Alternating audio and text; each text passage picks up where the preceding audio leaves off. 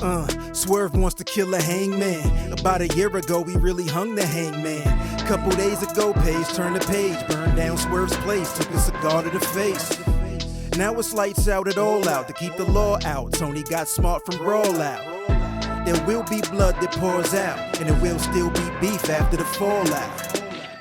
Welcome to the signature move. Yes, sir. It's the signature move, ladies and gentlemen, wrestling fans. My name is A.O. Baker. Welcome to the show. I'm joined by my guy from the Ringside Club, fellow co-host of the Ringside Club, my man Chad Law. What's up, bro? Feeling great, my boy. We're talking about blood feuds because Hangman Page and Swerve Strickland have tried to kill each other on several occasions, and they're probably going to try to do the same thing. No better time than the present to bring up some other blood feuds, some other rivalries in pro wrestling. This one is called Name That Blood Feud. Chad, are you ready? Oh, I'm ready. Let's get it popping. Let's start off. Question number one. They were friends and a tag team until this wrestler threw that wrestler through a barbershop window. Shawn Michaels, Marty Jannetty. Yes, sir. Question number two. One was a bodyguard while the other was a champion. Shawn Michaels and Diesel. Yes, sir. Question number three. They were the leaders of the new generation, and then they feuded, and that feud ended in Montreal. Bret Hart, Shawn Michaels. Yes, sir. Number four. They were best friends, then bitter enemies, resulting in one of them coming out of retirement. Triple H, Shawn Michaels. Yes, sir. Bonus point. What pay-per-view and what year? Shawn Michaels returned at the SummerSlam that I attended, 2002 Nassau Coliseum SummerSlam. Yes, sir. And finally, question number five. This feud went to the next level after one of them punched the other one's wife in the face. Chris Jericho, Shawn Michaels. Yes, sir. 5 out of 5 plus the bonus.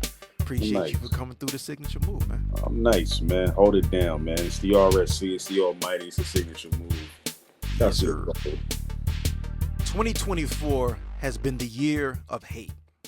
Katt Williams hates Cedric the Entertainer and everybody else in comedy for that matter.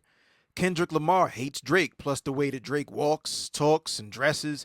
And Hangman Page hates Swerve Strickland enough to huff and puff and burn his newly repurchased childhood home to the ground.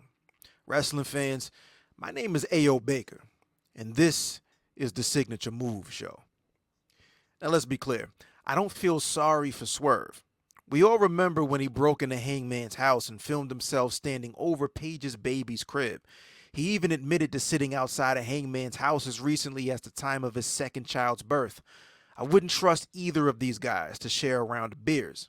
But this feud is less about who I'm rooting for and more about the morbid curiosity that I have over how violent this will eventually get.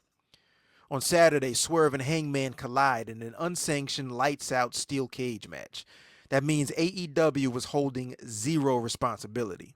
There will be blood, weapons, ladders, chairs, tables, thumbtacks, maybe even a little bit of fire and barbed wire. It's undoubtedly AEW's most personal feud, and it reminded me of some other extremely personal wrestling beefs.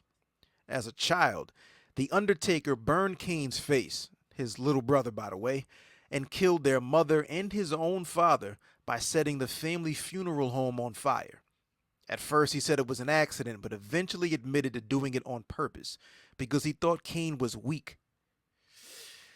Even that history couldn't keep the two of them apart.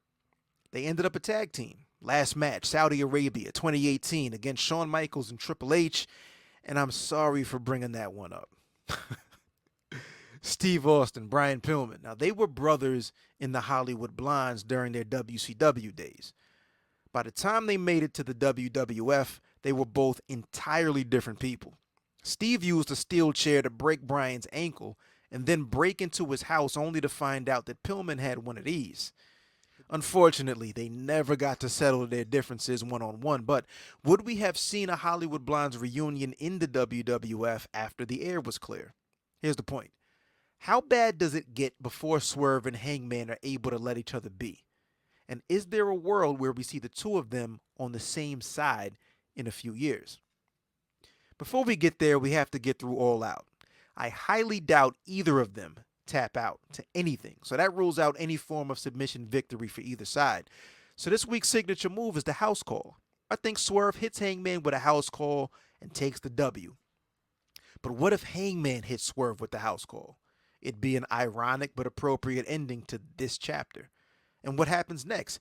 If Hangman loses again, does he accept his L or does he come back again? And will Swerve be in any condition to restart his world championship journey? I don't have the answers to any of these questions. All I know is that I'm going to be watching. And I want to thank you for watching. My name is A.O. Baker. That's the signature move. Peace. 10 times out of 10 I'm right. With this pen I write the thoughts of a genius, verified that I'm nice. My quotables are quotable, just ask me the price. Legend in 2 games, Steve Stout on the mic.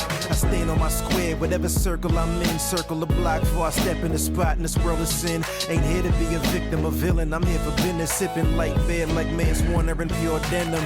Shook, got them spinning they boots. It get crazy when I get in the mood. Don't talk to me, dog, until you finish your food. Hope your image approved. Never been in it to lose. Before we finish them, we hit them with the signature move. Go, go, go.